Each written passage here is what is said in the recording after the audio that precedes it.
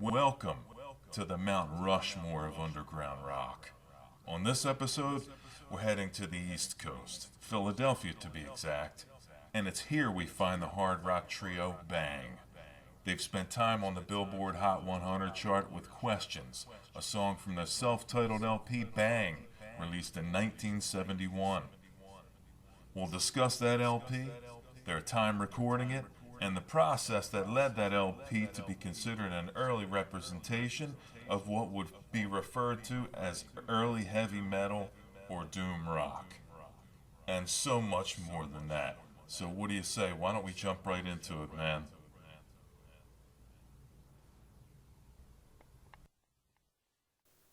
Hello, guys. Hey, man. Aaron, how are you? Excellent. Hey, Tony here. Hi. This is Excellent. Frank. How are you? It's great to have you guys on the show. With us today, we have all three original members of the band.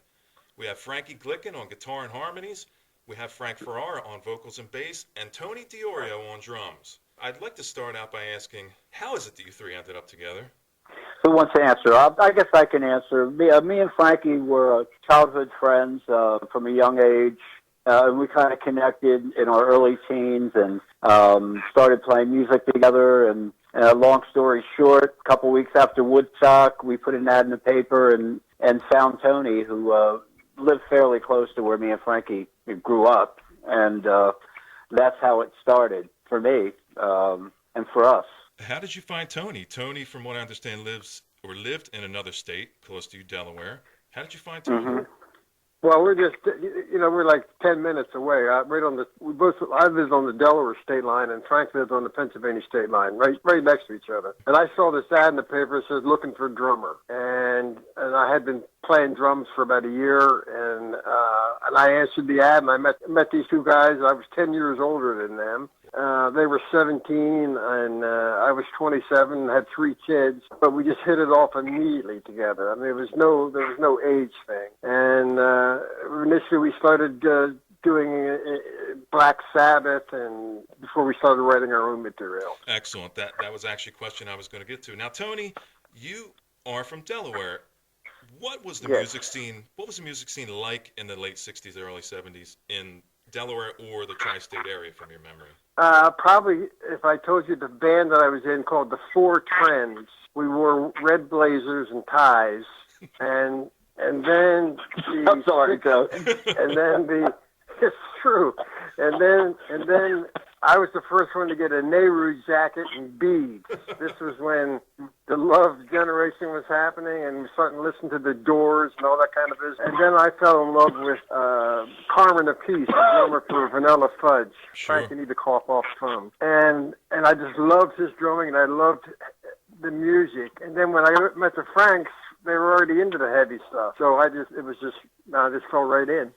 Franks, can you answer that same question? What was the Philadelphia scene like? Well, at that time, it was just starting to really take off with the FM radio, underground stuff. There was a venue in Philadelphia called the Electric Factory, which was really a small underground club. Yeah, Recently changed their name. Yeah, well, this was affiliated with the original, but the original was on, like, 22nd Street or something like that. It wasn't that big. I saw so many bands there. Frank with me sometimes. Saw Iron Butterfly, Cream, Moby Grape, Three Dog Night when they were heavy. Yep, Three Dog Night. Yeah, when on their first tour, Steppenwolf. And that's how Frank and I think we were only like, I don't know, Frank, you were 16 because you were driving. I think I wasn't driving yet, but we take the train in too to Philly because we weren't that far from Philly. That's what the music scene I know. Of course, there was a lot of local stuff that I started to get into. Being a teenager, I was able to get into most places, but of course, it was local bands like Naz, Woody's Truck Stop. Todd Rugling was involved with those guys, and great. So that scene around was great. There's a whole other scene going on also with the soul music. Bands like the Soul Survivors. Expressway to Your Heart. Right. So there was a whole other scene going on. Frank and I actually did that scene before Bang. We were with a young lady named Karen Young, who later on had a disco hit record. And but we were managed by the guys that managed the Soul Survivors. And They were actually the roadies for the Soul Survivors. Wow. Oh, that's great. That's great. That's right. But they managed us. I mean, they found us through an ad. Right. And but then after that fizzled out, they still managed Frank and I. That's how we came up with the idea. I believe they even paid for the ad to looking for a drummer, because the whole band had broken up by then. And we're actually still rehearsing in Philadelphia at a place. When we first met Tony, that's where the audition happened and everything. So the music scene was really vibrant. I mean, it's 67, 68, just a wonderful time there. Yeah. I mean, imagine going to see such hot powerhouses in maybe a 200-300 seat club. No. Yeah, and the place was tiny. It was right off of 21st and Arch, I believe. And Frankie's right. They used to have, against the wall, they had 2 or 3 coffins that they basically propped up against the wall. And you could lay in the coffin while you're watching the band on stage.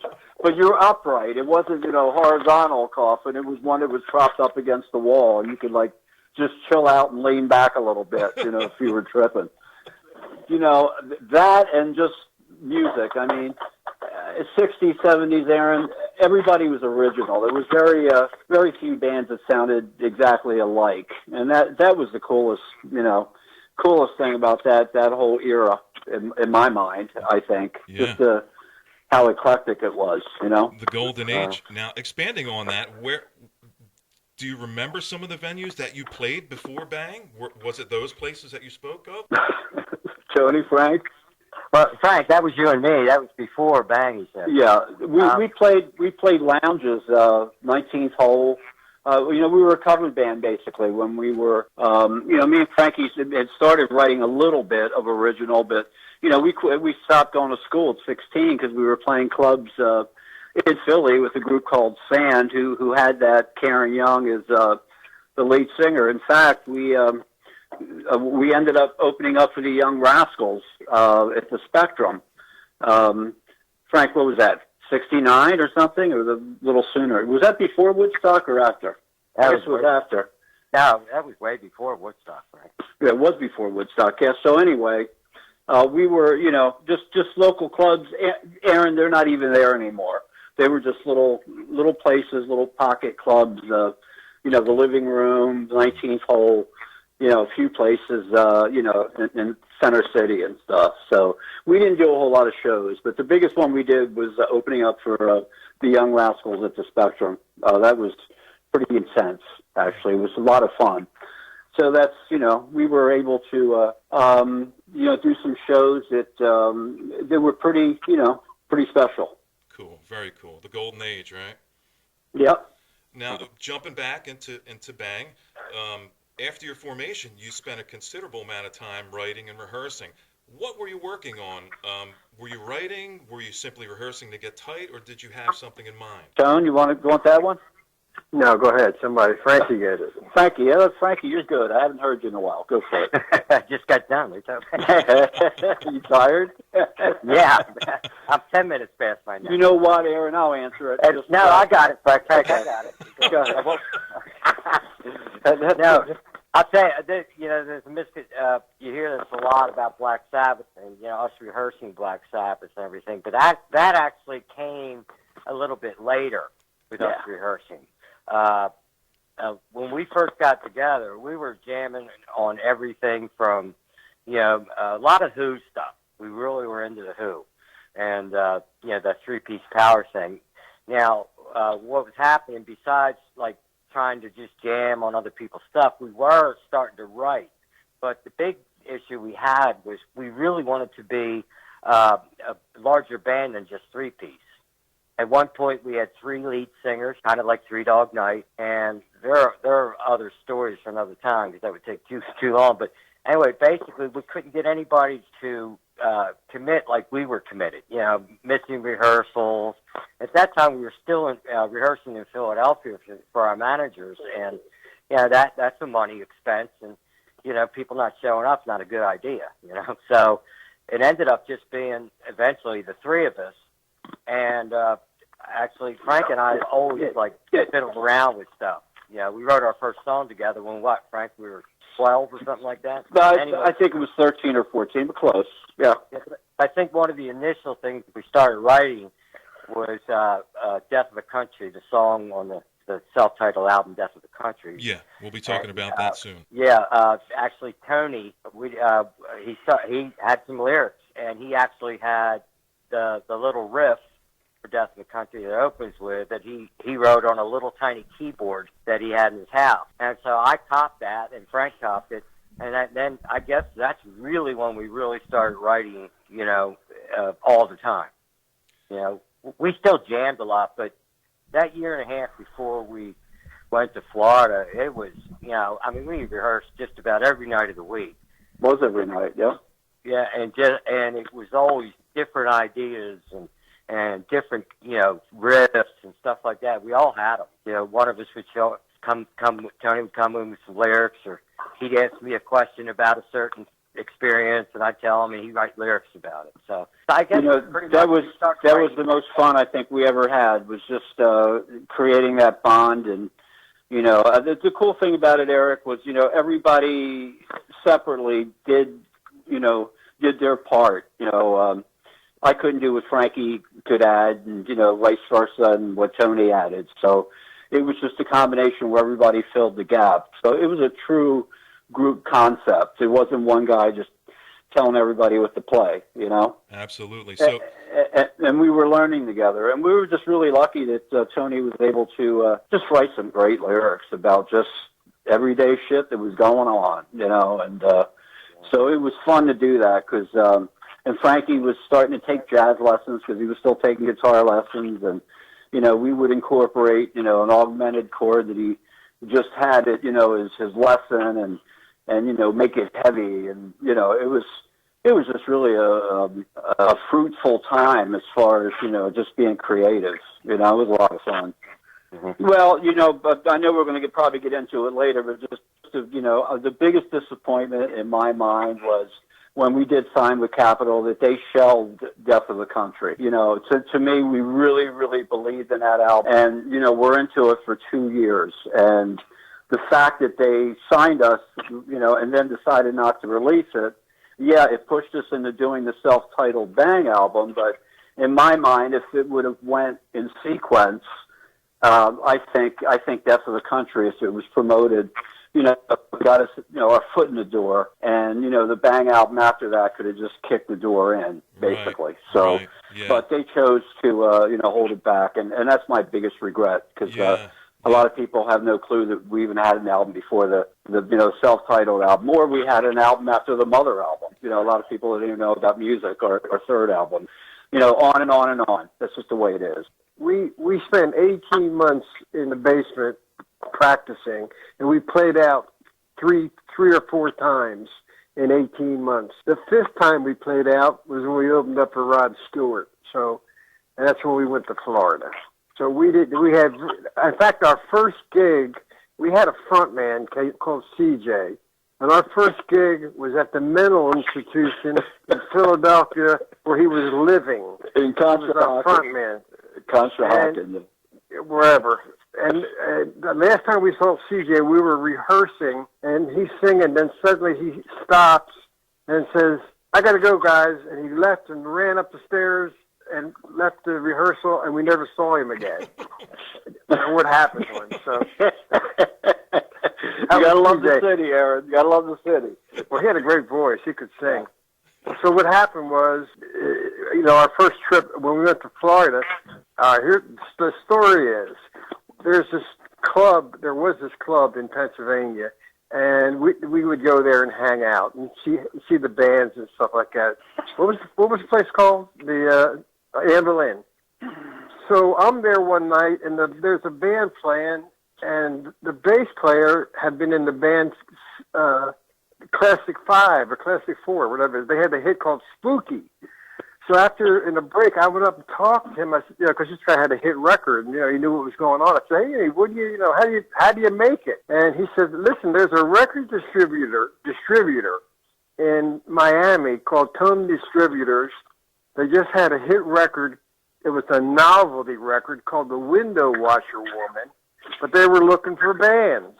So I don't know how many days went by, but I decided, okay, we're going to Florida. So we went out and rented a U-Haul. We loaded up all our equipment, and we headed out to Miami. We headed to Miami, to go to Tone Distributors. You don't know nothing when you're trying to make it. We printed up these postcards. I bought this rubber stamp, and it said, "Bang is in Miami." And we mailed out all these postcards, a couple hundred of them, to Walter Cronkite, the record labels, to Lassie, just all stupid stuff. And on our way to Miami, we have no pot. So we're passing Orlando. Not Orlando. We passed, where was it we stopped for the grass?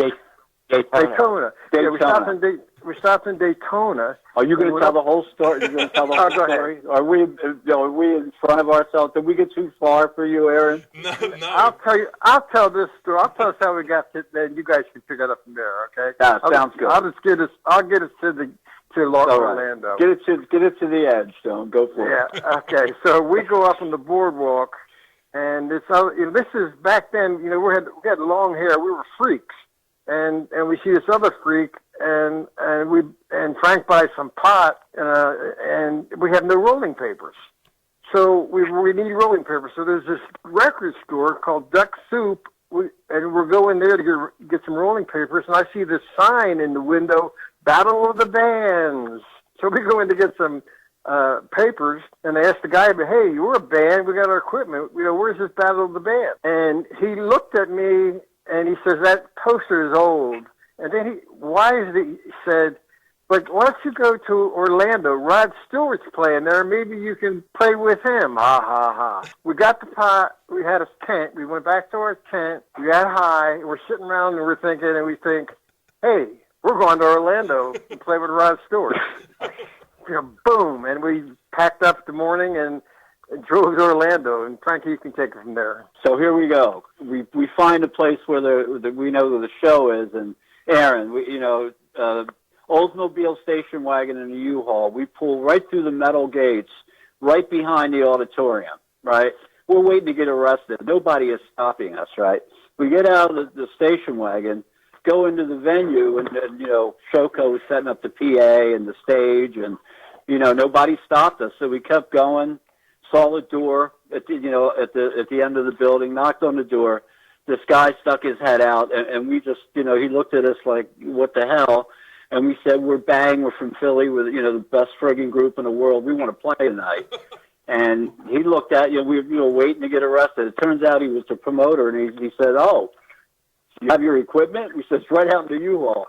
So he said, "Well, set it up on the ground. I want to hear what you got." So we were flipping out. We come in, we pull the station wagon in the U-Haul in the middle of the concrete floor, set up our trainer amps, and played for about, I guess, 2 or 3 songs. And Rick Bowen was his name, turned out to be our manager, basically said, "Look, you guys sound pretty good." He says, "Plus you got, balls out the ass. I'll let you open up the show tonight." So, 72 hours after we left Claymont, Delaware, we're opening up for Rod Stewart, The Faces, and Deep Purple. And Aaron, we had Southern Comfort. With Matthew Southern Comfort. And back then, Aaron, all the bands would obviously, set up in front of each other, depending on, what slot they had. And so we had about not even 2 feet of stage. I mean, there was that much equipment on there. And, the lights were on, we're flipping out, and, we were ready to play. We had rehearsed for 18 months, and after we got done, turns out that Rick heard we were going to Miami and said, "Look, I have a place in Fort Lauderdale that you guys can stay in. Go there for a couple days, and I'll catch up. And, how would you like to do a show with Steppenwolf next week in Richmond, Virginia?" Before you was Steppenwolf, one last thing on the Rod Stewart. So we had all our equipment set up on the stage. Well, at the end of our set, we had no roadies. So we had to go back out there and haul our own equipment off the stage. And I'm taking my drums apart, and people down the place is packed. These people in the front row are looking at me like, "Did I just see you playing?" And I'm packing up my drums and hauling them off the stage. So that's when we went to the Escape Motel. Yeah, there you go. You're absolutely right about that. That's a winter story. Well, I met the plane, and he said, "Oh, and basically, Aaron, just to tidy it up, we got to the record store to get papers. It was 5 and 9. It just shows you that fate, if you wait 5 minutes in either direction of your life, everything changes. Everything changes. And it just so happened that, we were led to the gig in Orlando, and for the grace of God, we kind of had our shit together a little bit, and we really believed in, our music, and we were really tight, And Rolling Papers launched our career. Yes, sir. There you go. Well, can you Gotta love remember them what brand? zigzags. What brand paper was that? Zigzag. That's the headline. Zigzag. Rolling I think they Papers were launched our zigzag. career. It was definitely Zigzag. Yeah. That's all. They only made papers back then. Thank Zigzag, huh?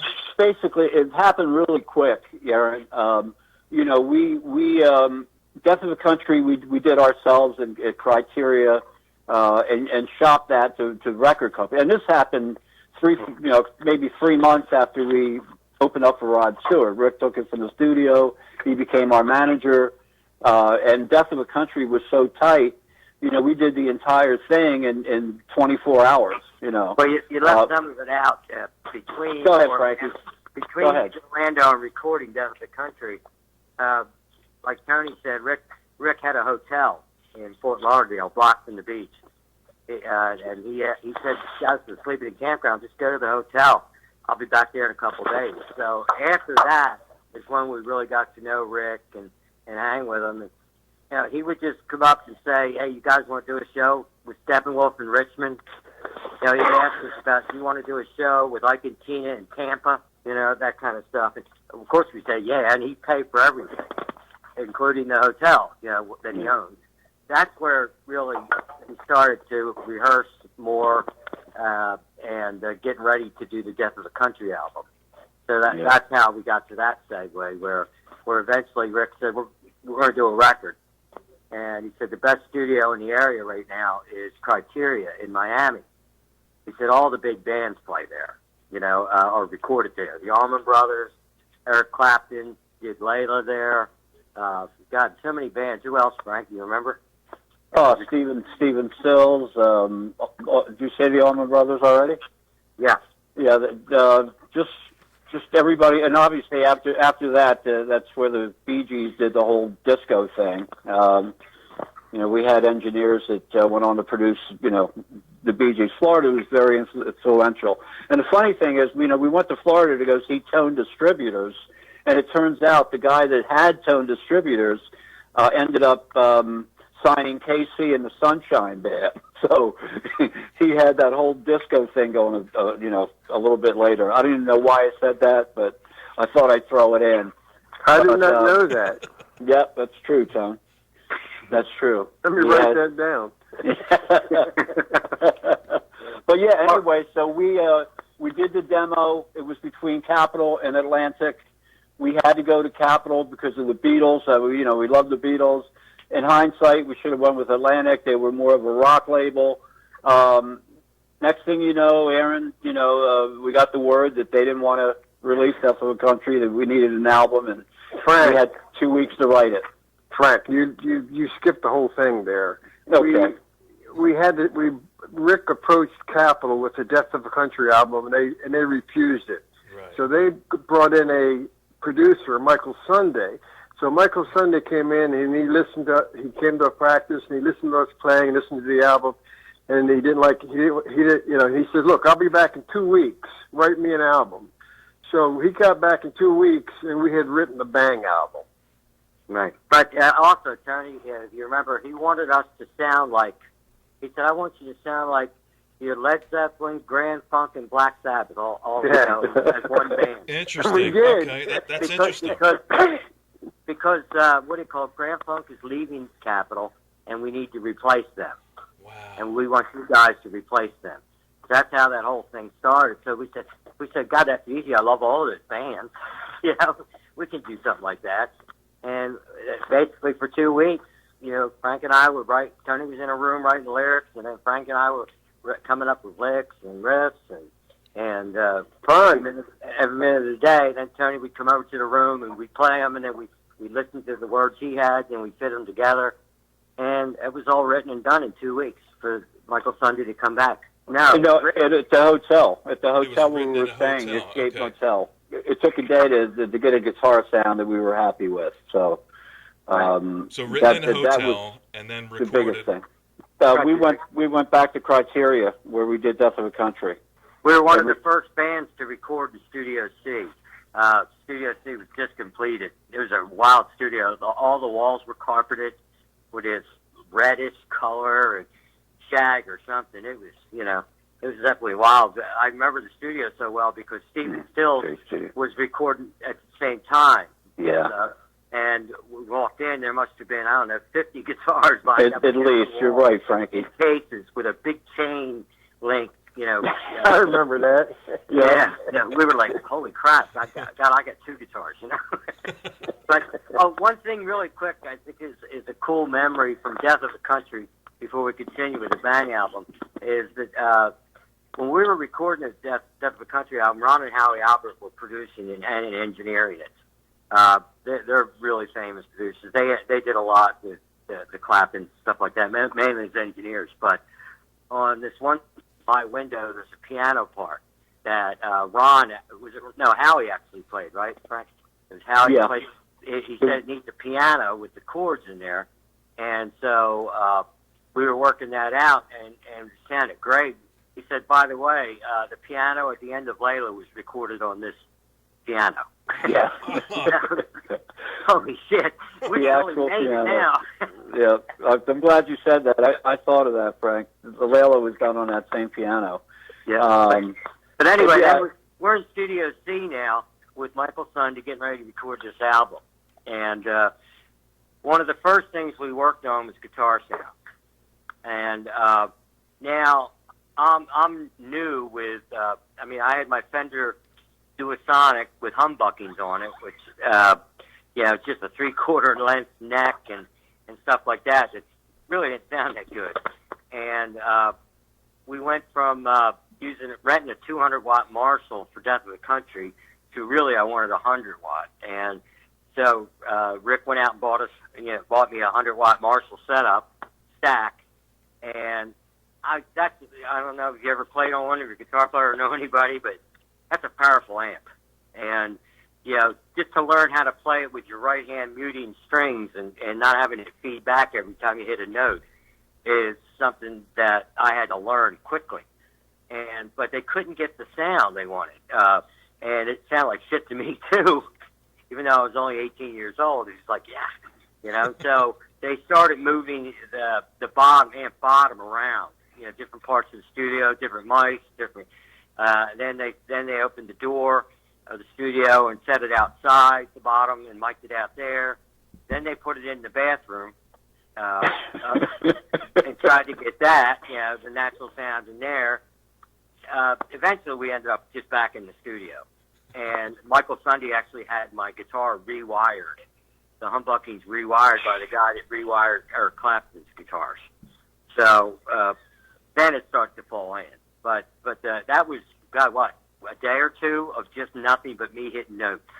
Yeah, it was frustrating. It was boring for us. Yeah, it took about at least the whole first day, And it was a long day, too. It wasn't just 3-4 hours. We were in there for 10, 12 hours working it.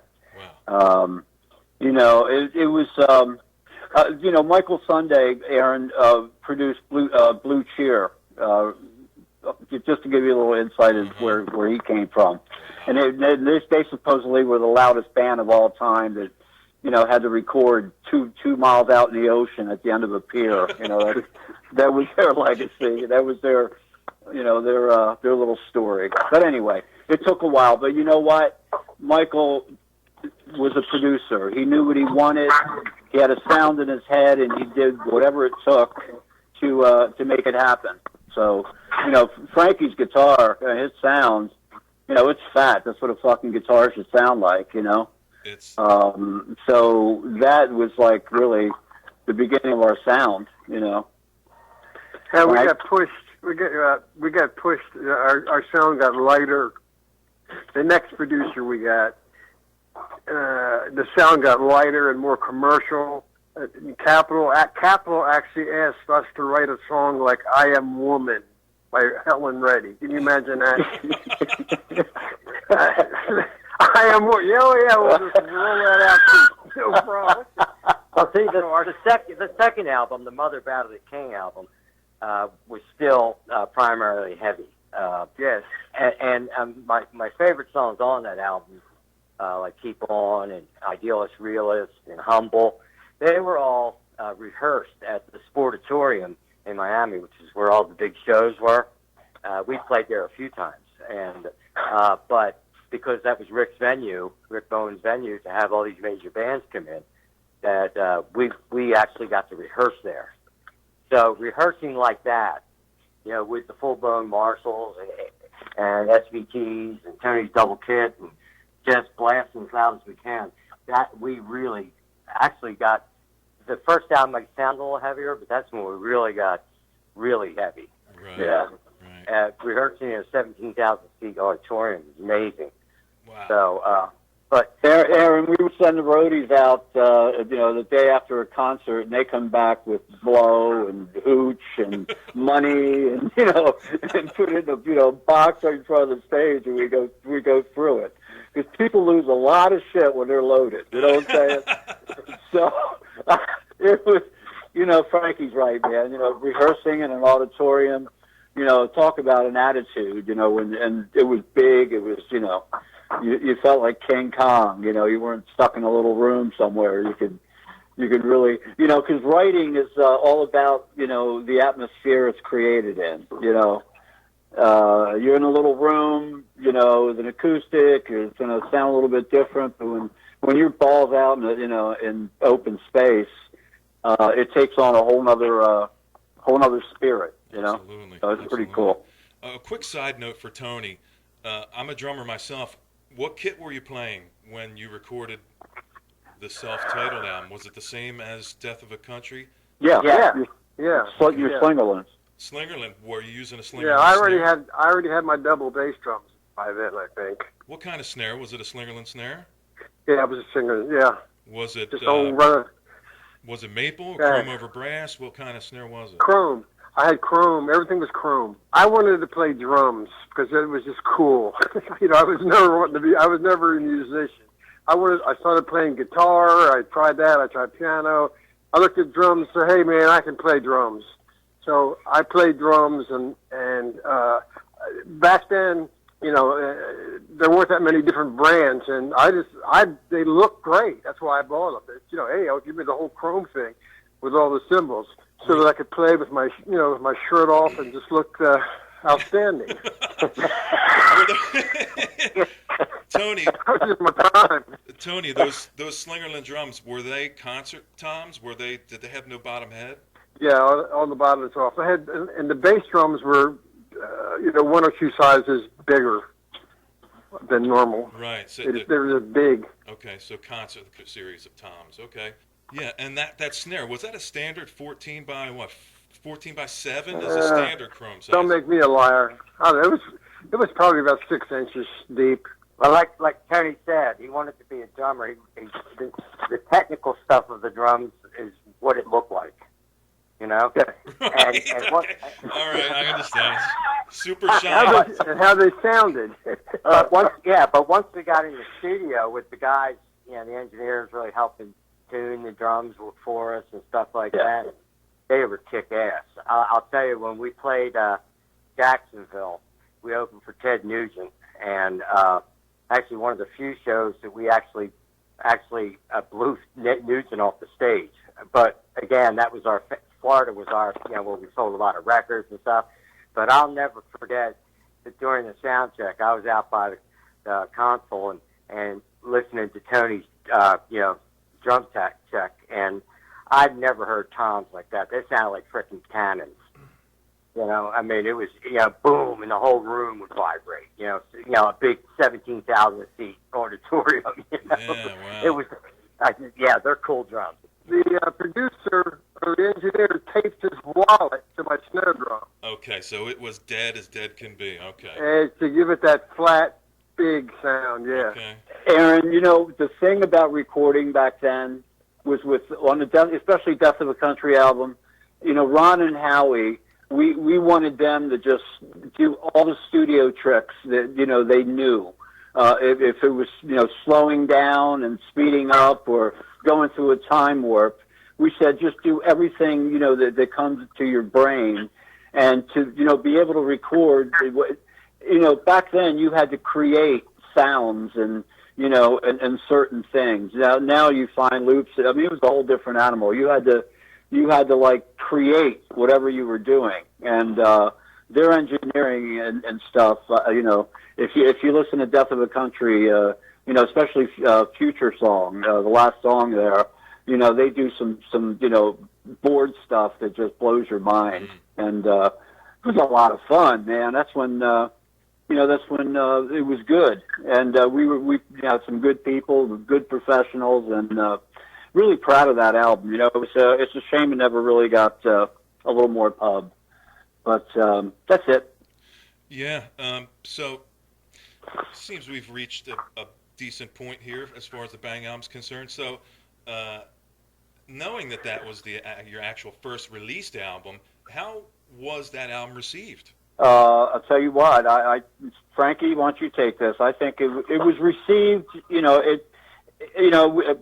was a political thing. I think it got up to 46 in Billboard, and it was this and that. It was on different stuff, and Capitol decided to quit working it, and Frankie will take it from there. Go for it. Basically, that album was received very well where we played, where we did concerts, and that was mainly in the South.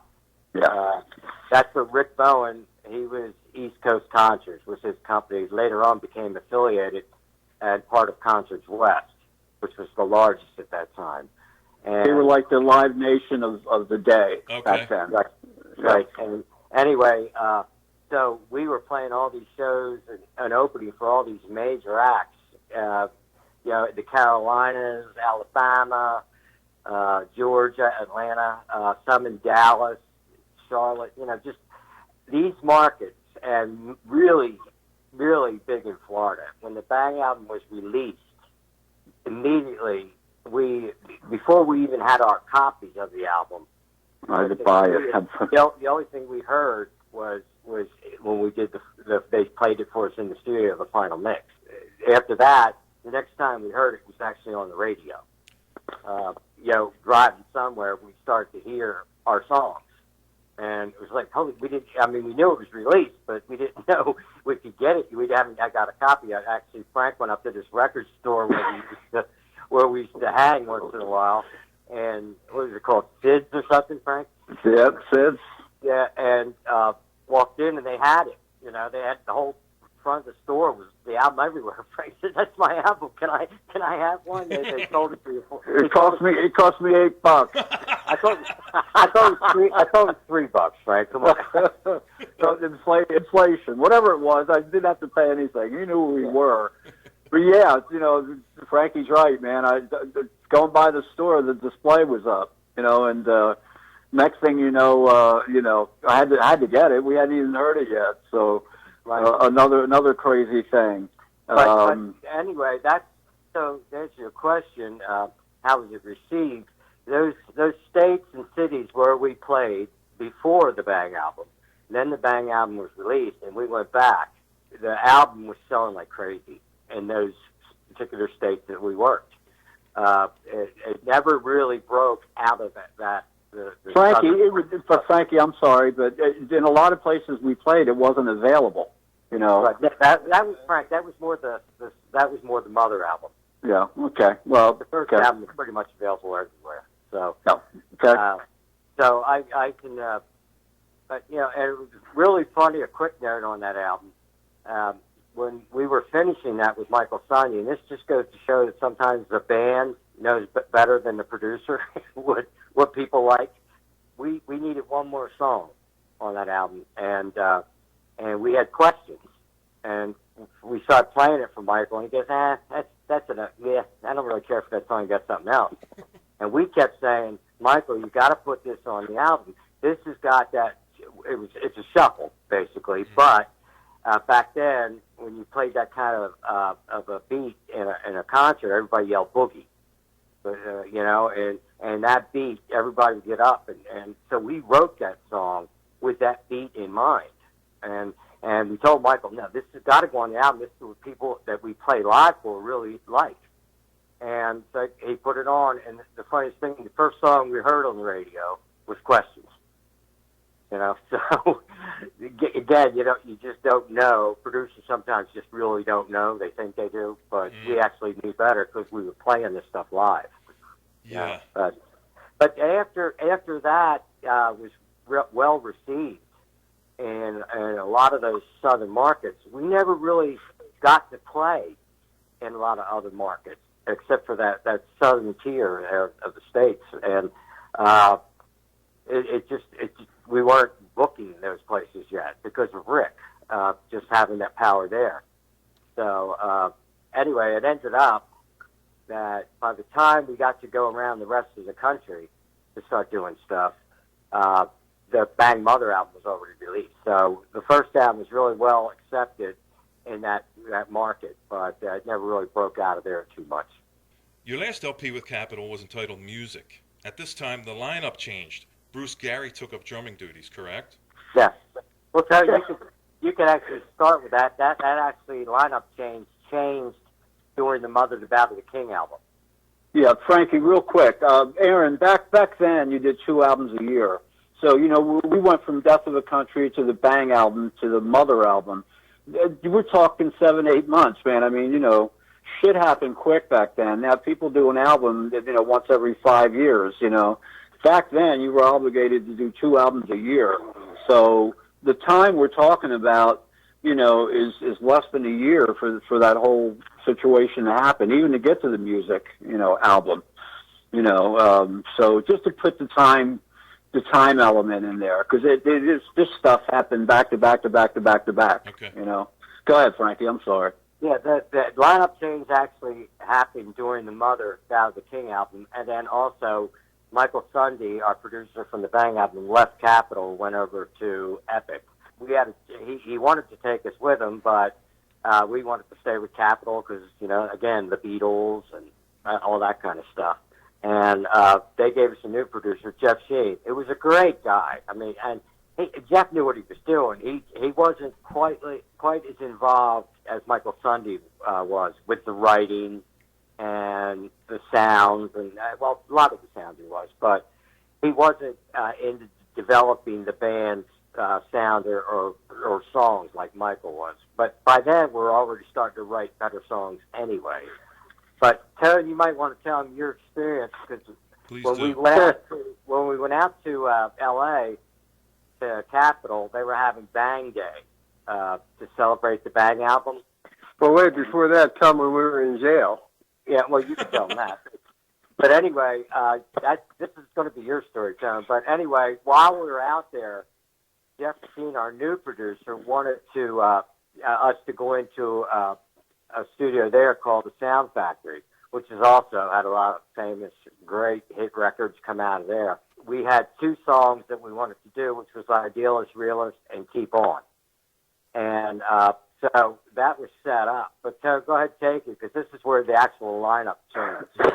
And basically, Bruce Gary, which is where we started this whole thing, his sister worked for our producer, Jeff Sheen. And he was a studio guy. This was 5 years before the Knack. So that sets up the story of what happens next, and I think Tony will fill you in. Do I have to? Nah, you don't have to, Tony. No, I think I need to tell my story. I think you do, There you go. This is very painful. This is something that I'm sure a lot of people have had happen to them. So we were recording the Mother Bow to the King album, and I had laid down on the tracks maybe 3 or 4 songs, and we were going to go out to L.A., and Jeff was producing. We were going out to L.A. to go to the Sound Factory. So we're going into the studio to start to record, and there's this guy sitting on the drums. And I find out this guy is going to play drums. I said, what? So the guy is an incredible drummer. I mean, this guy just blew my mind. He retired me, basically. So, okay. And see, the problem with Jeff is he crushed the whole band by changing me from playing. But he saw that, hey, a better drummer means a better record. Right. You know what I mean? He wasn't thinking about people or hearts and, a team. So he wouldn't even think about how I felt about it. Worst thing ever happened to me in my life. One of the worst things, being rejected like that. I imagine. Because I had only been playing for 3 years, and I'm playing on the stages with the best drummers in the world, And so, anyway, it was very crushing. But Bruce, what an incredible drummer! Right. So Bruce, and the other thing that we didn't really realize back then, Aaron, was that this in L.A. this was done all the time. It was the Beach business. Boys, Beach Boys did play on their own records. The Wrecking Crew. Which incidentally, you probably know Hal Blaine, who passed away not too long ago. But yes, I actually got to help interview him with Drum Talk TV before he died. And what you talk about a story and pictures on his walls and stuff. But he was telling me, how many bands that he was actually the drummer on. People that we thought were bands, that we thought the Byrds and people like that, where he actually played the drums. So this was normal for L.A., but we just didn't know it. I mean, not even to say anything to Tony, and then all of a sudden, there he is. You don't do that. You just don't do that, especially without warning. What a chicken shit Jeff was. Yeah. That he didn't come to me and say, "Listen, I'm thinking," and I, he could have probably talked me into it, because I started the band. I gave the band its name, so whatever it takes for this band to be successful, no problem. I'm on board with it. And but anyway, that's the pain and sorrow that I suffer. To add insult, Jeff goes back to Criteria and deletes all my tracks that I had done and gets another drummer to come in and do them.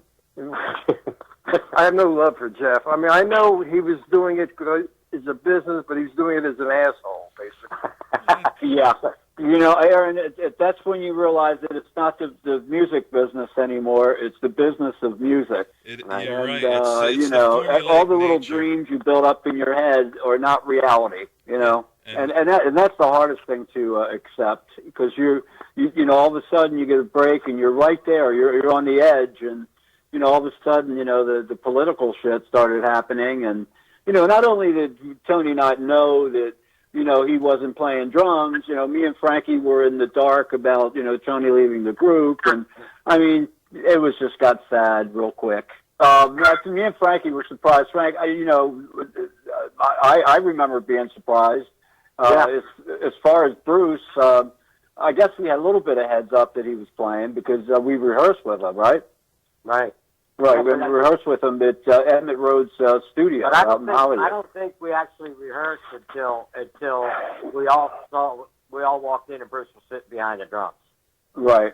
And basically that was a jam session. I think after that, is when we actually worked up those two tunes with him. But I remember just jamming with him and Keep On was what I remember. Yeah, Aaron, nothing against Tony's drumming, but when me and Frankie played with Bruce, this guy was a friggin' machine. Sad, he's such a great guy, humble, and just a monster drummer. I don't think I ever heard any drummers play like he was playing. And I think he just added an element, to the music that, was really outstanding, Right. So, yeah, it was sad that it happened, but, as far as making a good record and the songs, reaching a potential that, made them really sound good, I think we achieved that, I really do. Let me say, I have disagreed about that. The Bang album, which I played on, and my drumming was adequate. It was fine. Who's to say that, with me continuing, I don't think that the drums added anything to it. We had a thing going, and if it stuck with me, that thing would have continued. We can always do better. We could replace your vocals, Frank, or Frankie's guitar, Yeah. No, yeah, true. Well, I often said that is, imagine we walked in the studio, Bruce Garrett was on drums, and here comes Clapton, for the guitar. You know, That's about what it was like. yeah. I mean, He was the clapping the drummers. That's for sure. What can I say? You know, come on in. Yeah. Let's move on from this. Yeah. Okay, so we were talking about the music album, Aaron, and the lineup change. So now you know where the lineup change actually happened during Mother Ground of the King. But by the time we got to the music album, Capitol had kind of lost interest in us, mainly because the guy that signed us for A&R, Herb Belkin, he was back then known as like an artist guy. He was really into the bands as compared to the business side. You know, he was an artist. You know, he even came to a lot of our live shows, and he was just a good guy. And there were several other bands he had signed, and the only one that really was hitting big was the Raspberries with, you know, Go All the Way. And actually, their producer, Jimmy Einer, was our publisher at the time, so we're all kind of intertwined. But Capitol fired him, and right after they fired Herb is when all the bands that Herb had signed, Lee Pickens' group from Blood Rock, those other bands, Flash, I think was one band or something. But anyway, everybody except the Raspberries, who already were in the top 10, they stopped working. They stopped promoting the band, you know, pushing in the radio stations and the payola and all that kind of stuff. They just stopped because they were told to. And I could tell you that in a little while, but we didn't know that until we were getting ready to leave Capitol from our last single that we did there, that they actually told us that they were told to stop working us. And so I don't even remember who came in as A&R at that point. Helen Reddy was huge back. And so the idea of us replacing Grand Funk and being the real hard rock band of the label was no longer around. It was like, okay, you guys need to write us a top 10 hit, you know, like the Raspberries type stuff. Right. So we had to abandon. I mean, we were constantly writing, and there is some stuff on the music album that still leans towards the bang sound, the heavier sound. Unfortunately, at that time, I was experimenting with different guitar sounds, and I went and had some Fender amps also in my setup, and then I started playing a Strat a little bit compared to my Les Paul, which is, as you know, is a totally different sound. And so I had this idea that on the record, I did a lot of doubling of the rhythm tracks and the leads, that I would do both Marshall Les Paul and double that with Strat Fender amp. And that would give me a really cool high-end but low-end ballsy, you know, sound. And somehow in the mix, when we heard the final mix, it sounded great. I mean, in the studio at the Sound Factory, it was heavy, and especially songs like Keep On and Exactly Who I Am, those songs were heavy. And when we got the album, after it went to mastering, we listened to it and said, where the hell's the guitars? Yeah, they're there, but where's the Marshall sound? Now, you can hear it if you really listen to it, but it lost all that big, fat sound somewhere in mastering. Right. Now, some of the songs didn't call for that, but again, that was us, that heavy sound, but that, again, was us trying to appease Capitol. The one song, It Must Be Loved, that was a single, you can't get much more pop than that. And that was, Capitol wanted us to record a song like that. Frank did the basic writing on it, and we went in and we recorded it, and the Raspberries came in and sang on it. You know? So, I mean, you can't get much more away from Bang than It Must Be Love. Thank you, Jeff. Yeah, thank you, Jeff. So he stole your guitars, man. Just like you said. What happened to your guitars, Jeff? Yeah, right. Jeff has, over the years, apologized to us, but you remember that time during writing the book, and Jeff was involved. He said he was really sorry about it. He should have handled that differently. So. Well, he didn't say I was sorry. He said he should have handled it differently. Yeah, but anyway. Yeah, I still have a hard on about him. That's for sure. But anyway, so Aaron, the final album, the music album, I can see why. Well, number one, it was never promoted at all. That album was where, when we were playing around, and by then we did have a new live setup too. We had another guitar player, another drummer, and we were touring. And and that stuff just wasn't accepted like the Bang stuff. I mean, we'd play a Bang song on the first album, and people go nuts. Then we do something like It Must Be Love, and people were like, "What?" You know? Where did Bang go? You know? Where's Redman? Where's the Queen, man? Yeah. So if anything, No, it's that Frank. I think they said, "What happened? Did you guys get married?" Well, no, Oh. actually, I enjoyed doing the music album, as we all did, because there were some special songs on there and special times. But then after it was released, and you couldn't find it anywhere, you know. And even to this day, when people hear that album, they go, "It sounds like Frankie's guitar and Frank's vocals, but it really doesn't sound like Bang." You know, well, some of it, maybe a couple of the songs do, but that, you know, that's you talk about regrets. Like Tony said, he had, you know, one of my biggest regrets of that era is we were told by Jimmy Einer, our publisher, and then by Herb Belkin, the guy that signed us. We were so young. Well, Frank and I were. He said, "Listen to everything we say and do everything we say, and you guys will go far. But you got to listen to us." So now the guy that wanted to replace Grand Funk with us is gone, and now we have a guy telling us that he wants to be like Helen Reddy and the Raspberries. You know, so we listened, you know, because that's what we were told to do. You know, in hindsight, we should have just kept doing what we were doing. You know, we were going to be dropped anyway by Capitol, so we should have just, you know, kept writing that way. But again, then that kind of took away. We talked earlier about writing the songs at the Sportatorium in Fort Lauderdale and writing in that atmosphere. Well, the Bang Music album was written in Frank's apartment and my apartment in Delaware. Yeah. I rent with a piano and a you know, Strat guitar. Yep. You know, so it wasn't that big, you know, where we could hear the echo coming off the guitars and the drums, the natural room. I mean, we're sitting in an apartment. You know, so that definitely, you know, you sit at, it's just like I always tell people, if you sit around with an acoustic to write and a piano, you're going to have an acoustic piano song. It's going to sound like that. I mean, you can heavy it up. Yes. Yeah. You know? Plus, they wanted a hit record. That's from the beginning. That was their goal. And you know, it's, you know, you didn't hear Marshall amps on the radio back then, Aaron. It was really, you know, all you had soul music. You know, look at the charts back in 1971, and you could see just how, you know, off the wall it was. So But you did in the FM and the underground charts. That's all you heard was the Marshall stuff and the heavy stuff. yeah.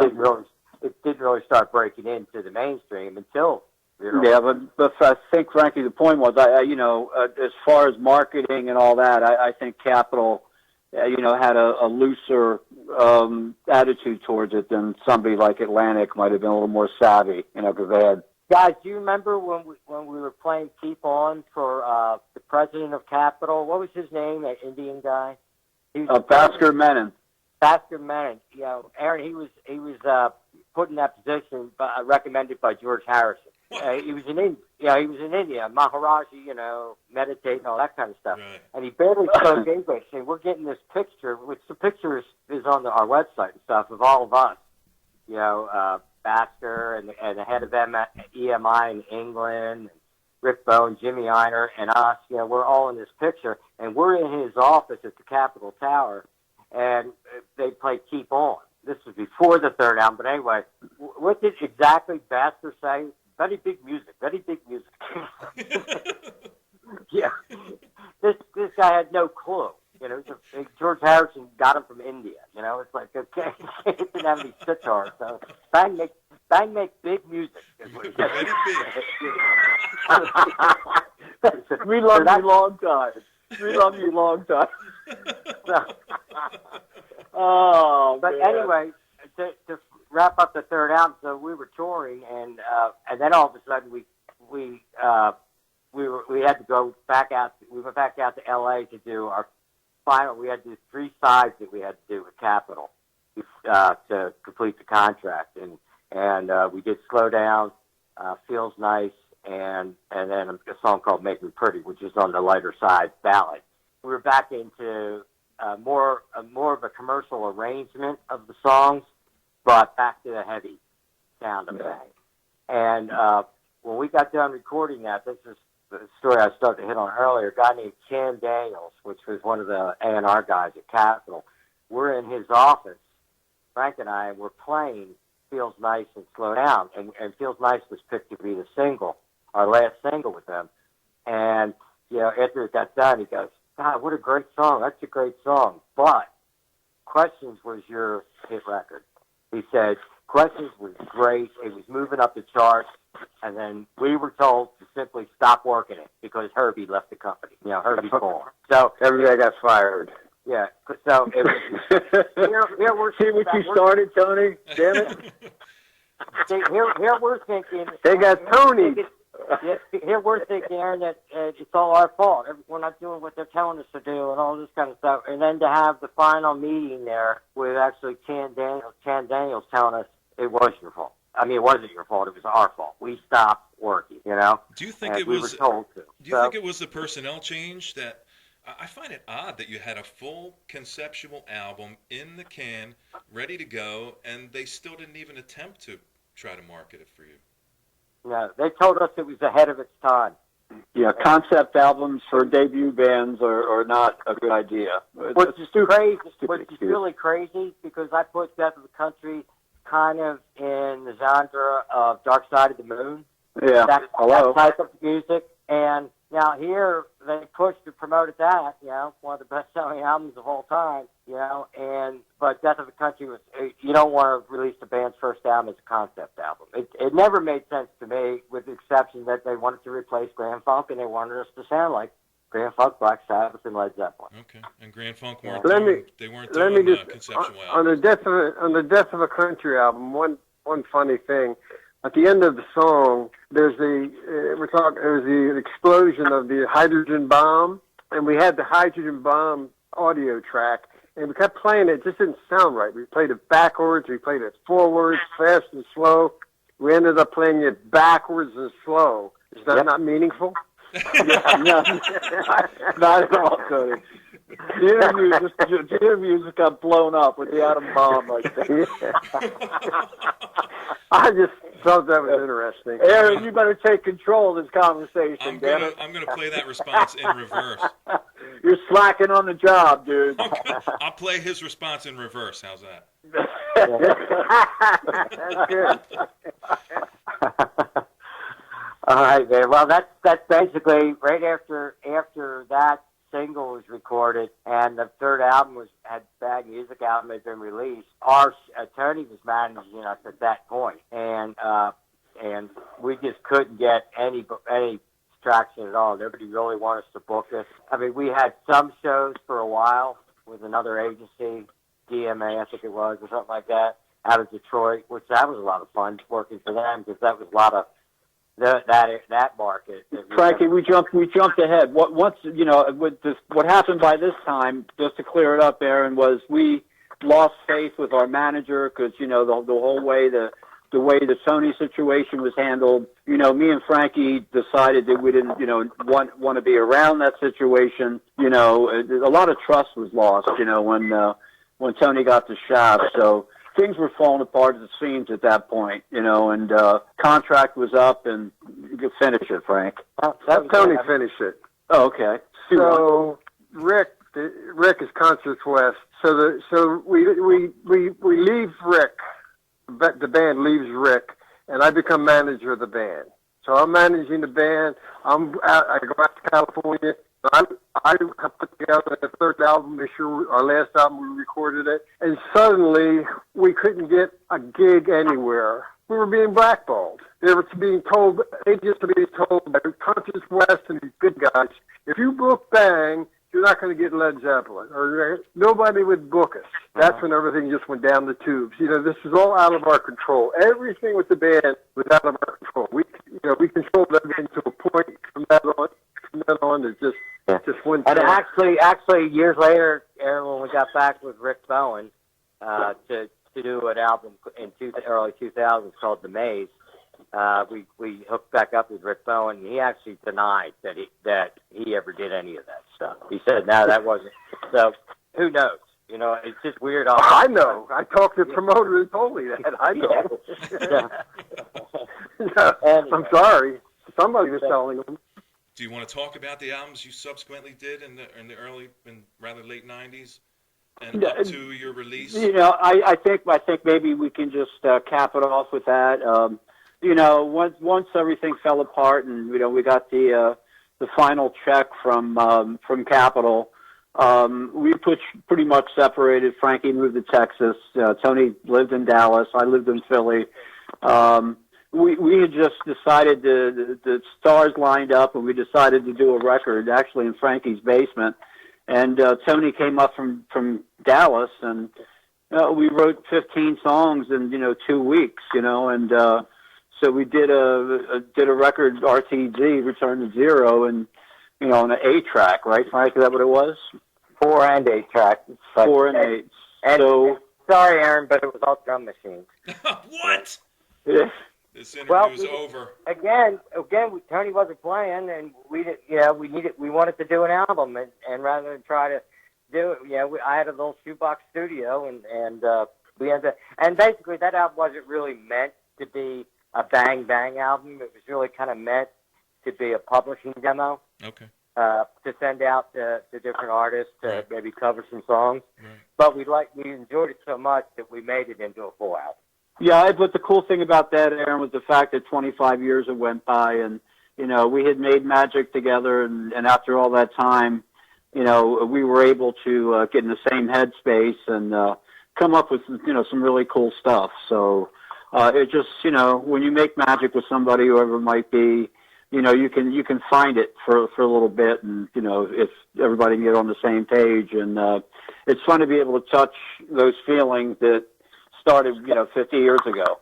So that's pretty cool. What a great feeling. And then we hooked up with Rick again 4 years later, and ended up going to Savannah, and and being able to do another record, and again that was a thrill too. So in reality, we should have had a bunch of albums out, but we did the best with the time we had. So what record was really that, really proud of the music. That we had our own style, that's for sure. Maze, 2004. Yeah, 2000. Big production. Big production. Maze. Okay, so the same year your '72 album was finally released. The Death of a Country, you mean? Yes. Yeah, was that the year, Tone? Yeah, I guess it was. What was the name of that label that released Death of a Country, Tone? Bang Music. We released it. but then another label came. Was it Smart? No, that was Rise Above. Was it Rise Above? I don't even know. I don't know. I thought it was Lee Dorian or something. Okay. I don't know. Yeah, I did. So same year that you recorded an album and that album was finally released. Yes. Yeah. How did that feel for you guys? Exactly. After sitting in the can for all those years, how did it feel to finally have that out? Cheated because Well, yeah. I mean, we wrote it in 1971. That's when the fuck it should have came out. Yeah. Listening to it, in 2005. The music sounds a little dated. I mean, that was our roots. That should have been our first, kick in the door. I mean, it still holds up, and I wish to God that we doubled all of Frankie's guitars. I mean, it sounds totally 3-piece because it was. Frankie did very little overdubs, but even if his guitars were in stereo, it would have been really cool because I listen to it now, and I mean. I love it. It was a cool style to have. Actually, Aaron, Rick Bowen and I had talked because he still has a studio in Savannah, and Rick feels the same way we do about Death of a Country not being released. And he was our manager. But everybody was just doing what Capitol wanted. So, but Rick often said if Death of a Country would have been released, we'd be in a whole different era right now with the band than we were, and we talked about because we don't have any of the 24-track or 16-track, whatever the albums are. We don't have those in our possession because Capitol can't find them. They don't know where they are. And Capitol doesn't know we exist. Exactly. I tried to get in touch with them years ago. I called the legal department. Nobody ever heard of this. Just tell them you It's played with incredible. Helen Reddy. They said you weren't on Capitol Records. We go, what are you talking about? Just, Yeah, you must be a liar, son. just tell them that you played with Helen Reddy. They'll know where you are. Yeah, we're looking for us under Helen Reddy's file. Yeah, there you go. Yeah. Under H. But anyway, Rick and I have talked, and I think Frank, you were involved too a little bit, because we had some really still good reel-to-reels of Death of a Country.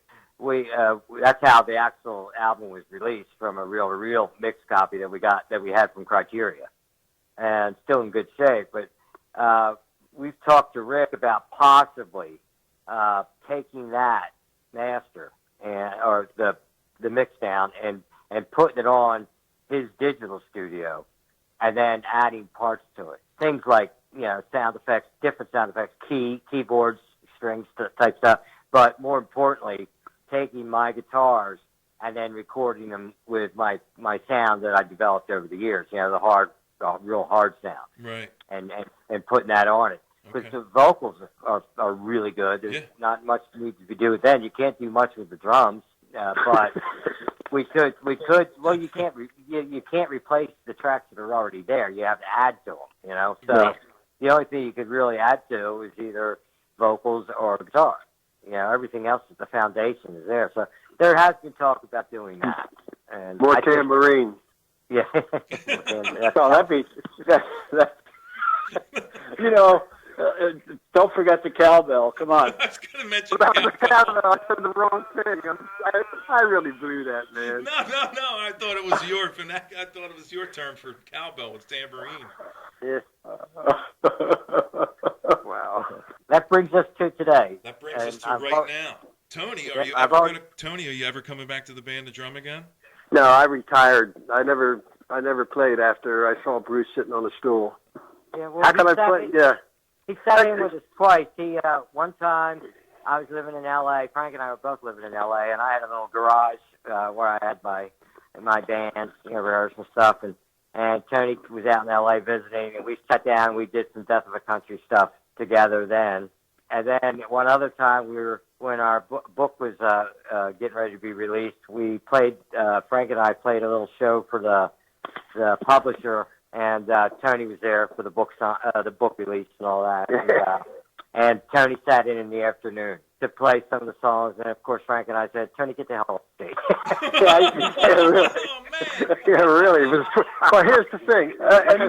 No, you did do Redneck Riviera on the Maze. Come on, Man, I had a hard time doing a roll. Like I said in the beginning of this thing, personally, I was not a musician. I'm a lyricist. I write words, but I wanted to play drums, so I played drums, and I played on the biggest stages in the country. I went way further than I ever thought I did. So I was able to walk away from it because there was no way I was going to jump back into playing on the albums at that point. And it was like, well, if I'm not playing, so I decided that was it. You still have your Slingerland kit? No, we ripped them off. One of the drummer when it was playing with the Franks when I was managing and we were trying to get gigs. I lent him my drums and they never gave them back. Yeah, what happened, it was really sad. Me and Frankie, not only couldn't we find work, it was really hard to find other members, Aaron. The hardest thing, I always thought when music would, be really hard, that, getting a band together would be easy. But, music is easy. Finding people that, have the same commitment and, you like hanging around with and, you have a connection. That's what makes a band, and that's the hardest part to reach. Music is easy. It's just finding the right pieces that, everything has to collide. Everybody's got to be in sync like a glove, and that's what makes the difference. And that's what enabled us to do whatever we did, was because we really believed in ourselves and what we were doing. And, that's what people saw. At least when we played, people said, "Man, you fucking guys are into it," and we were. That was our life, And that's what really matters. that hard work for 18 months it gave us that edge. And, hey, when that opportunity came up with Rod Stewart, we were ready, man. When that guy said, put your shit on, put your shit on the floor. I want to hear what you guys sound like. We were ready. That we had no hesitation. We weren't intimidated. We felt that, we felt that our music was as good as anybody's, and we really believed it. Hey, Aaron, I got to tell you, really, really quick, way back then. This is just because it's a really funny moment. But Rick Bowen, our manager, became our manager, was putting us on these great shows. Well, he decided he wanted us to open for Ike and Tina Turner in Tampa, right? And so we drove up there to open for Ike and Tina, and this is right when Proud Mary was hitting. Now, we didn't have the Bang album yet, and we hadn't recorded Death of the Country. All we were doing was the Death of the Country material. Death of the Country type material. I don't know if you heard any of it, but we opened for Ike and Tina with that material. It was metal and twerking. Right. So, I mean, halfway through the first song, people were standing up, and the audience was primarily African American. Stood up and yelled, "Bring on Ike and Tina!" Oh no! They hated it. They hated it. but heck, we got to stand on the side of the stage and watch Tina and the Tinettes. Oh man, That's what it's called. Fucking smoking girls, man. You gotta love dancing chocolate. in mini skirts, and when they were on the side of the stage and we're looking up, they didn't have underwear on either. Yep. It was a pretty ugly sight, actually. Life was good back then, Aaron. Them girls could shake, boy. Way before twerking and all that shit. That's for sure. But that was a real deal back then, man. It seems like yeah, I don't know why Ike used to beat the shit out of Tina, because she was hot. She was smoking. I don't know what his problem was. She pioneered twerking. Drugs. Oh man. it's interesting that you bring up these odd matches, being that you played with bands like Cactus and James Gang and Yes and Trapeze and Blood Rock, and then you say Ike and Tina. Are there any other odd matches that happened? Hey, do you want to hear when we played with our idols, Black Sabbath? Yeah, absolutely. When we were rehearsing, we would play our stuff in Black Sabbath. And the Who. Yeah, I remember there's other bands. That's just what I was into at the time. I can just remember playing Iron Man over and over. I just loved that song. So here we are. We had already played in Fayetteville one or two shows, so there was people that already knew us, and we're going to open up for Black Sabbath, who were our idols, were my idols. They were. Well, at the time, we would have at the end of we would start our show off with shotguns going off. And we would end our show with fireworks display. At the end of the show, my drums, I got this crescendo going with my double bass drums and the cymbals, and the music getting higher and higher and higher. Then boom, the roadie would light our sign, fireworks, and it would spell out "Bang," red, white, and blue over top of my head. And the whole crowd, 10 or 15,000, they stood up and started rushing the stage. They had never seen anything like this. And I can still picture it. I'm looking out and these people are coming at us. And it's like, they're going to get us. Badass, man. So, and then it was reported that Bang blew Black Sabbath off the stage that night in the papers. Yeah. Unfortunately, Tone, that wasn't the show with the fireworks for. Oh, okay, well, at least I told you about the fireworks. Yeah, that was good. That was actually where we did the shotgun in Fayetteville. We were open for Three Dog Night, because I'll never forget it, because Tommy, our road manager, was dressed up like the guy on the Bang album with the gun. Yeah. And the hat, with the top gun hat. Yeah, and he walked up to the front stage at the end of the set. Beginning of the set. Oh, was it the beginning? Okay. Yeah. Anyway, he fired the shotgun into the microphone. Blew out the whole fucking PA, Aaron. Blew out all the drivers.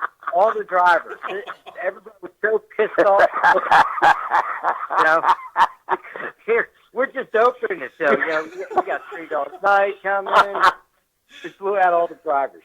So, but that afternoon with Black Sabbath was really special, because that was in Fayetteville, and like Terry said, we had already played there 2 or 3 times, people loved us there. So anyway, but we got to hang out with Ozzy and everybody and Tony all in the afternoon, and between sound checks and stuff like that. And it was pretty amazing. We found a place in North Carolina that had Philly cheesesteaks, and we got cheesesteaks for Ozzy and Tony. They never had them. And then Tony, I was hanging out with him, and he was showing me his Laney amps, and he gave me a set of strings. His Rotosound, he was using Rotosound strings with the thinnest gauge I could ever imagine on it, but he gave me a complete set to try. And so, they were just, this was back, I guess, really before the heavy drug use. Yeah. Okay. And, Hey, we introduced the Prince of Darkness to cheesesteaks. Who can say that? Who can claim Exactly. and the peace sign. He at the end of And the every peace show, sign, yeah. at the end of every show back then, and you'll see it on Black Sabbath 4, where Ozzy shows the back of Ozzy with giving the peace signs. Yeah. And this was before the devil horns and all that. And after that, during that show, sometime he asked us, he said, "What's that mean?" Everybody's always doing it to me, so I'm doing it back.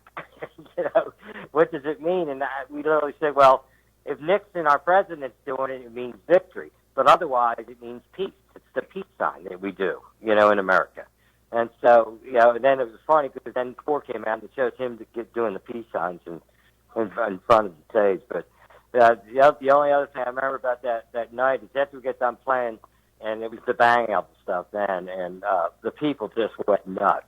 And they were just, and we actually played really well. And, to me, we're nowhere even in the same category as Black Sabbath as far as, how good bands can be. They were just worlds ahead of us playing. We're in the zone. But anyway, people were wanting Bang to come back, and Sabbath came on stage. And when we got done, or when they got done, Ozzy, he was taking his red velvet pants off, and he's looking up at me and goes, "What the fuck do you guys do?" And we gave him a Bang album. We said, "Well, here's our album." But and we thought, we're dreaming this, right? But then the next day, after we were checking out of the Holiday Inn, going to leave, and we're in the car, and the radio says, "Underdog group Bang blew Black Sabbath off the stage last night." Awesome. Okay, we weren't dreaming, but we were nowhere in the league of that band, but the people for that one night, it was special. Incredible. Wow. So, mismatches. Do you have any standout mismatched shows, moment? Well, like I said, the biggest one I can remember is Argentina. Yeah, wait a minute, Frankie, stop. The whiskey. We opened up for Funkadelic. Oh, that's right. I totally forgot about that one. Yeah. With the spaceship Aaron, and you all. know who Funkadelic is, right? Yeah, with the spaceship and all. Yeah. Yeah. So that was another good match.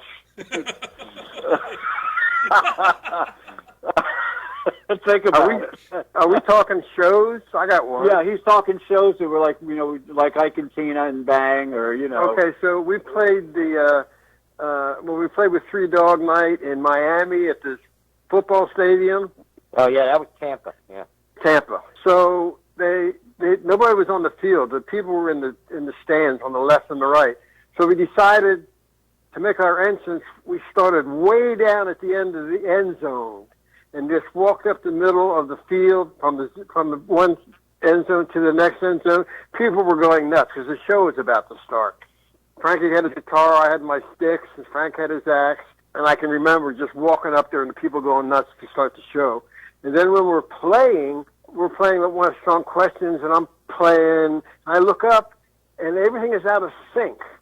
The people are mouthing the words to our songs, but it's out of sync because of the delay from what I'm hearing it instantly, and there's a delay on the speakers. So I couldn't watch the crowd, otherwise I'd get confused. Yeah, that was a good show. That was a good show. It was.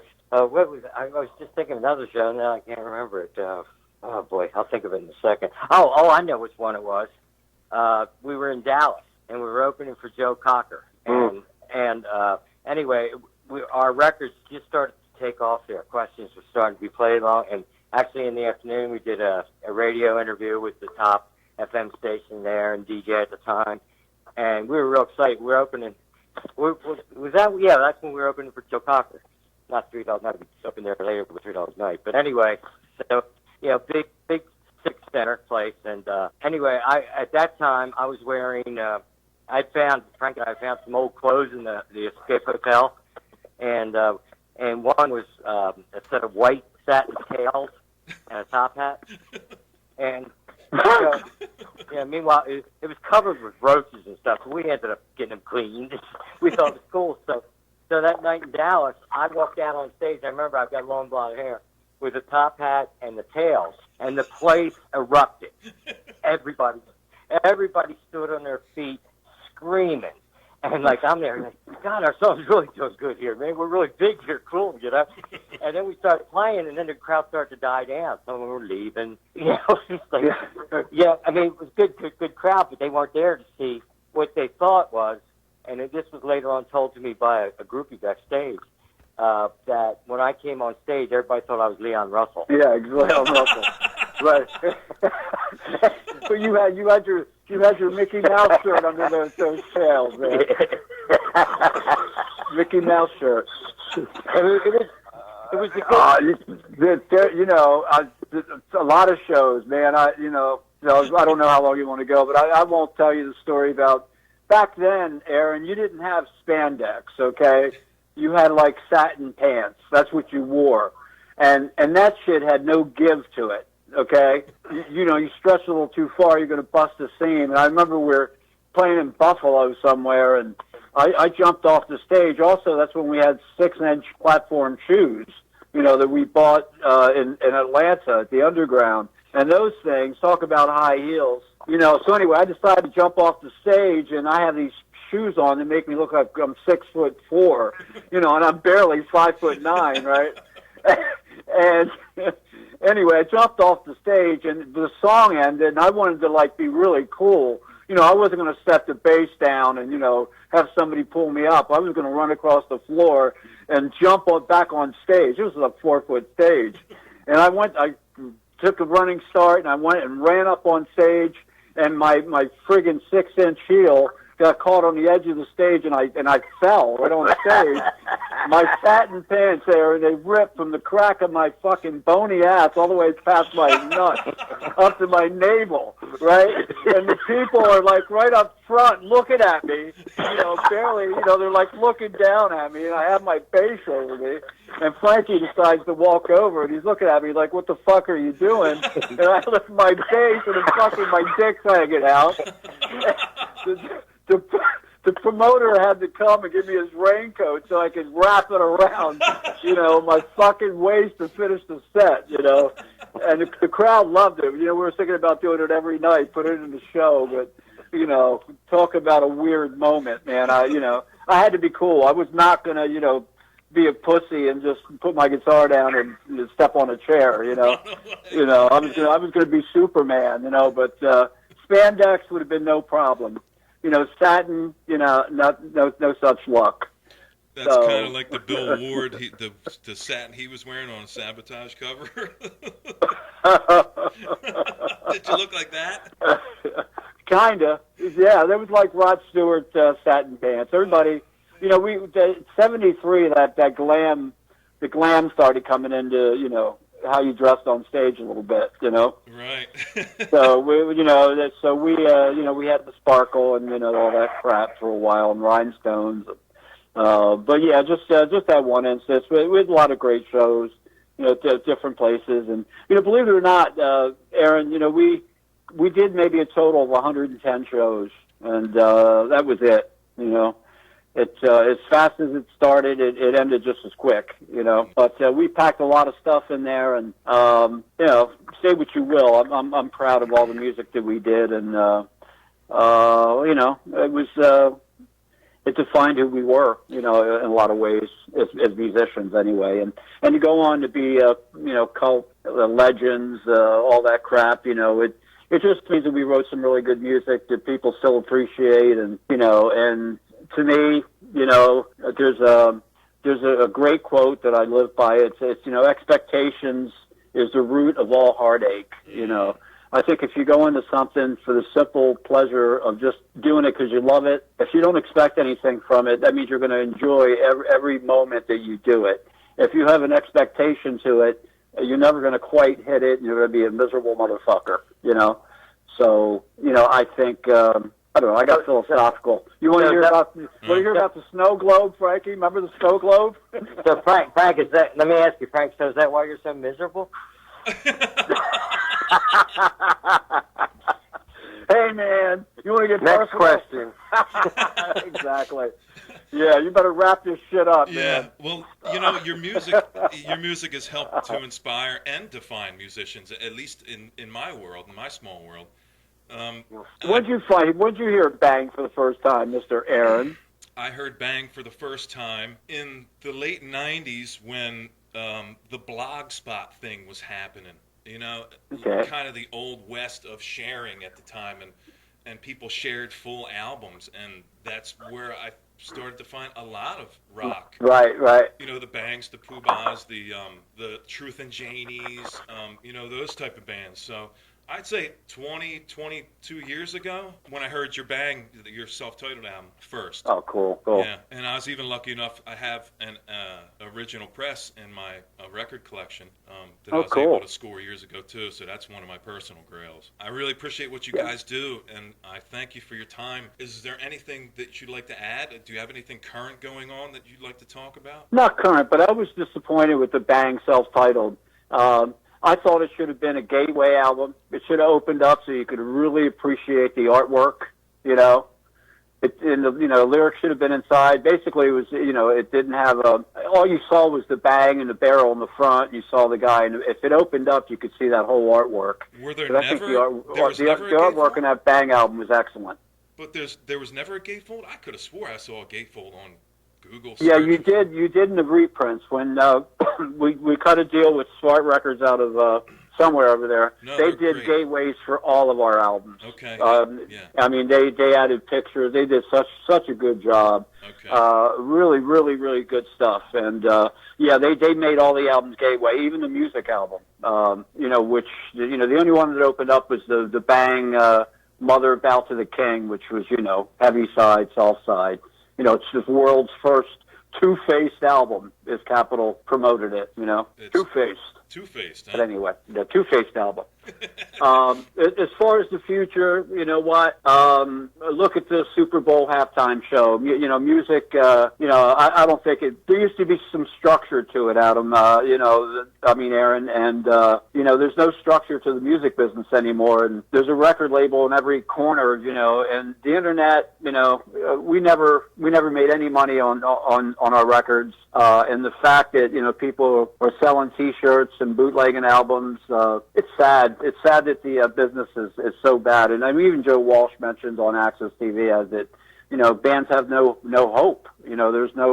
There's no rhyme or reason to the, of how to make it, because shows of, like American Idol and all the other shows, people don't even know how to play instruments anymore, or how to write a song, so it's just no fun anymore. So it's hard to compete in that realm of, supposedly the music business. Yeah, business. Yeah, business tends to remove any soul from anything, really. It's business. It's garbage. It's just a terrible thing to follow up with. Music is business. It's just exactly. Two words that do not mix together. But when you're running a certain formula and you have all the Helen Reddys in the world lined up, and and it works, why would you take any chances, especially nowadays? Right. Yeah, right. Yeah. Now, as far as Bang and the three of us are concerned, I mean, we may have went our separate ways back in the '70s, but we've always stayed in touch, and we have written when we can, but there's been talk about it, the three of us getting back together, and Tony coming up from Dallas, and me going up I live in Virginia now, going up to Frank's and writing a new album. And then Rick Bowen down in Savannah still has a studio. He said, if anytime we want to come down and do it, we're welcome. So we have been discussing that. As far as shows are concerned, we had to cancel one show at Doomfest this year for different reasons, but maybe next year we may look at a small tour somewhere. because there is still interest out there for that. The only thing is a lot of these, and I'm sure you know this being a drummer and being in bands, there's so many bands in our type of music that are willing to do it for nothing, you know, I mean, and so, like our last tour, we were the guy that was managing Captain Beyond wanted to put us on some shows with them, but everybody wanted a tour deal. You know, it's like, what are we back in L.A. in the '80s? Yeah. You know, that's the way you worked in L.A. in the '80s. You know, you begged them to play, and you did it for nothing, basically. You know, and at some point, well, in our case, we need to pay music. You know, we have a drummer and we have another guitar player that we need to pay. You know, these guys work. You know, and there are other bands, and so to get guaranteed, some kind of guarantee up front is really tough these days. Absolutely. When you got so many bands willing to, if you're not doing it because you love it, there's really nothing in it. Besides the love of music and the admiration of your musician friends and the whatever small clique of fans you may have locally. I mean, it's even come to having to pay. I've heard instances where people were paying to play venues, and we're going to play the Tower. They'd say, we're going to play the Tower. And I'd say, well, what are you making? And they'd say, we had to pay them $500 to play. Yeah. We were lucky to go to Europe. When we got back together in 14 and 15, and got to go to Europe, and there were several bands that you're absolutely right. They paid to hook up on a tour just to be able to play and hopefully sell some records. Yeah. Again, at our age, trying to do one nighters, in a van. We're not 16 anymore. We need to be able to stretch out and sit on the couch after a gig so we can recoup for the next night. So that became a problem. And with the little bit of money that people want to pay you, it's just unreasonable to try to go out on a tour. Unless you got a tour bus and roadies and the whole 9 yards. But there just isn't enough interest in supporting bands. We were really close to being really substantial, and maybe gigs. I know bands were going out from back in the day, and they were just a little bit bigger than we were. But we quite didn't hit that point where we could make a couple grand a show or something. So and so basically that put a kink in the whole live show kind of situation. So at this point, writing music and recording it is pretty much a good last option to have. So. Yeah.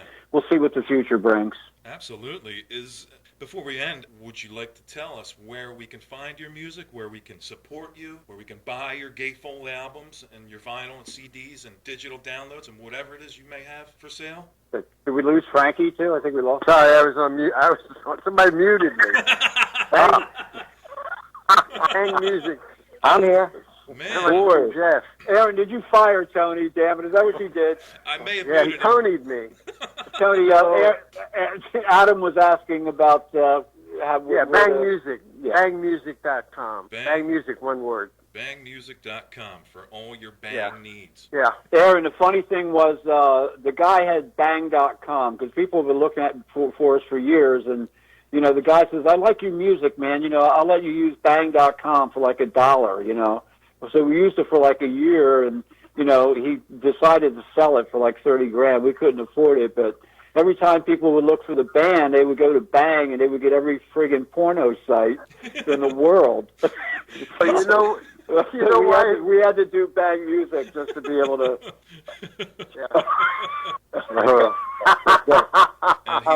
Also, there's a book out telling our story. I guess you can go through our website and hook up through the publisher on that. The Bang story, that was very cool. We got a book done. That was pretty. Yeah. That was pretty intense. That's pretty good because we had some great stories. Obviously, we told you a lot of them. But the cheesesteak story, Buddy Miles ready to shoot Chuck Negron from Three Dog Night because he got bad blow, and Dr. John, just telling me and Frankie to relax, and sharing a trailer with him as a dressing room.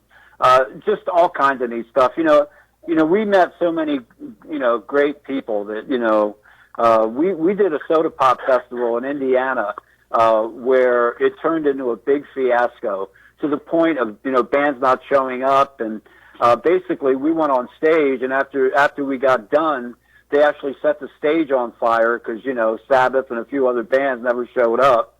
So, stories, our plane ride to the Maury Soul Festival in Puerto Rico, the plane, so many stories. And the Bang story of the book was a lot of fun, a lot of pictures. And, that's probably, available through our book publisher and, the Bang site. So and that's it's a quick read. More, so. That's even more comprehensive than our discussion today, so please do pick that up if you can. I'd like to thank you guys. If there's nothing else you'd like to add, I'd like to thank you for coming on and spending time with me and letting us. I got one last thing to say. How we got the name. Bands are struggling to find the name. So how we got the name Bang, we were the Magic Band. And I was looking, we were sitting around in an apartment, and I was going through Rolling Stone, and there was this article that said, English groups Bang in the U.S. I said, wow, what a great name for a band. And I read it, and he was talking about the explosion of English bands coming over here. And I said, Bang! And boy, immediately we all said, that's the name of the band. With an exclamation point. Right, there you have it. There you have it. Beware speaker drivers. And Bang back then meant so many different things. And it still does. Exactly. Yeah. Thank you, man. Somebody said, "Hey, man, is that a noun or or a verb?" And it's like, it depends on the situation. Just answer yes. Bang! I'd like to Aaron, thank you for coming on. You've been laughing your ass off the last couple hours. Don't hurt yourself. Don't pull a rib or anything. All right. I'll try not to. Thanks, man. Appreciate it. Aaron, thank you. Aaron, it's Gilkin. Hey, Gilkin. I was going to say the same thing. It's not Glicken. It's Frank Gilkin. It's been happening for 50 years, man. If you look at it, it's Gilcken. Okay. It's Gilkin. It's easier the other way. You'll never meet another Gilkin, that's for sure. Thank you for correcting me. I appreciate it. All right. Thank you, Aaron. We'll Thank talk you, to you Aaron. soon, hopefully. Take care, guys. Thank you. Thank you, brother. Bye-bye.